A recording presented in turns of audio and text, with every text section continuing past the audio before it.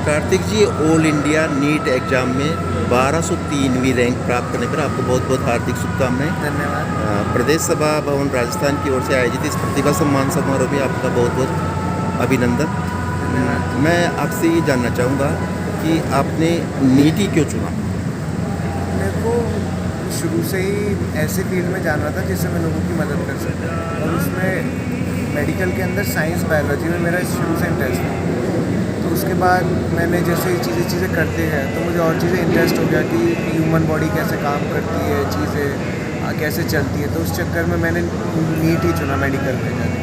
आपने ये सुना कि स्वास्थ्य सेवा के क्षेत्र में मुझे कुछ करना चाहिए, है ना? आपकी जो शिक्षा है प्रारंभिक स्तर से लेकर उच्च स्तर तक, वो किस माध्यम से ली आपने? मैंने इंग्लिश मीडियम से करी थी, और मैं शुरू में तो सेंट्रल एकेडमी स्कूल में था। उसके बाद आखिर में मैंने जो सीनियर सेकेंडरी एजुकेशन अपनी ऑल सेंचर्स स्कूल से करी है, जो गणपति प्लाजा के सामने है, वहाँ पे 11-12 करी। उसके बाद मैंने 1 साल ड्रॉप लिया आकाश इंस्टीट्यूट से, और उसके बाद जाके नीट में सिलेक्शन हो गई। ये जो आपकी शिक्षा हुई प्रारंभिक से लेकर के उच्च स्तर तक की, वो राजकीय विद्यालय में हुई या निजी विद्यालय में? वो राजकीय विद्यालय में ही हुई, RBSC जो होता है ना राज्य, उसमें हुई है। और 11th-12th में RBSC से करी थी। 12th में मेरे, क्योंकि 12th में मेरे जो मार्क्स थे वो फिजिक्स में 99, बाकी 98 ऐसा केमिस्ट्री वगैरह में, तो उस टाइम पे कॉन्फिडेंस था कि मैं ये चीज़ कर सकता हूँ। जो इस अपने वजह से अपकमिंग बच्चे हैं जो आएंगे आगे आगे इन सेवाओं में आएंगे स्वास्थ्य के क्षेत्र में, उनको आप क्या मैसेज देना चाहेंगे? आपकी सफलता का जो रहस्य है वो उन तक भी पहुँचे, उनको भी प्रेरणा मिले।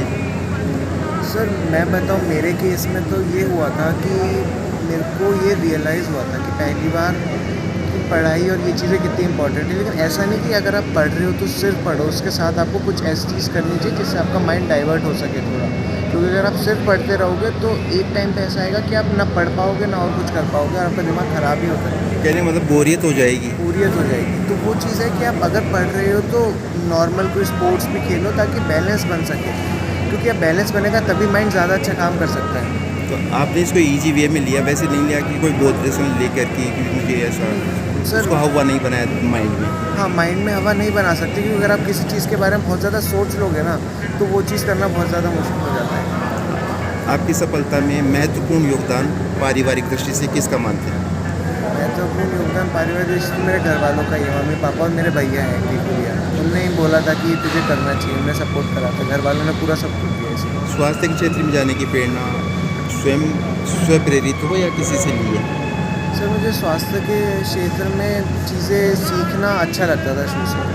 दवाइयों के बारे में जानना या किसी चीज़ की कोई बीमारी के बारे में, उसको सही करने के तरीके, ये चीज़ में मेरा शुरू से ही रुचि थी। इस चक्कर में मैंने यही क्षेत्र चुना। आपको कोई ऐसा अवसर मिले कि स्वास्थ्य के क्षेत्र में कोई नया इनोवेशन करना हो या कुछ करना हो, तो आपके माइंड में कुछ ऐसा चल रहा है कि मैं इस फील्ड में मुझे ये करना चाहिए, ये कमी है?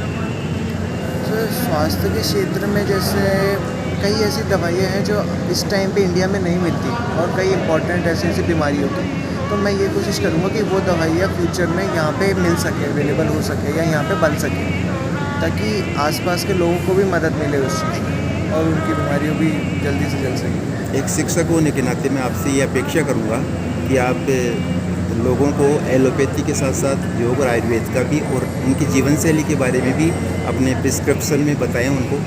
जी सर, वो बात तो मैं मानता हूँ कि एलोपैथी से ही सारी चीज़ें नहीं हो सकती। बहुत चीज़ें ऐसी हैं जो आयुर्वेदिक से या फिर नॉर्मल एक्सरसाइज करने से सही होती है। अगर आदमी रोज़ की रोज़ अपनी एक्सरसाइज करते रहे तो उसकी 50-60% प्रॉब्लम तो उसे हो ही ना। इस वजह से एक अच्छी जीवन शैली अपनाना भी बहुत ज़रूरी है इस चीज़ में। इस मुकाम तक पहुंचने के लिए आपने कितने घंटा रोज़ पढ़ाई करी? सर मेरा रूटीन रोज़ का ऐसा रहता था कि मेरे कॉलेज 9 से 3 से, वो कॉलेज की कोचिंग 9 से 3 रहती थी रेगुलर। उसके बाद घर आके मैं थोड़ा सा आराम करता था और 5 से 7 2 घंटे पढ़ता, फिर रात को 9 बजे से पढ़ता। इसमें ये था कि अगर आप एक सिटिंग में पढ़ने से अच्छा, अगर आपसे नहीं पढ़ा जा रहा तो आप 2-2 घंटे के 3-4 शिफ्ट कर सकते हो, आधा घंटा गैप लेके। उससे रेगुलर इंटरवल से? हाँ, रेगुलर इंटरवल के बाद उससे आपका पढ़ाई में भी इंटरेस्ट आएगा और बोरियत भी नहीं होगी। वरना तो अगर नॉर्मली, क्योंकि एक टाइम बाद ऐसा आएगा कि आप रेगुलर सिटिंग कर पाओगे, लेकिन शुरू में अगर आप नहीं कर सकते तो आपको छोटे छोटे टाइम इंटरवल में गैप लेने के बाद ही पढ़ना चाहिए। कोई एक ऐसा मंत्र कहें उसको, या एक इंस्पिरेटिव सेंटेंस की वो आने वाले नीट एग्ज़ाम में अन्य समाज के बच्चों को प्रेरणा मिलेगी?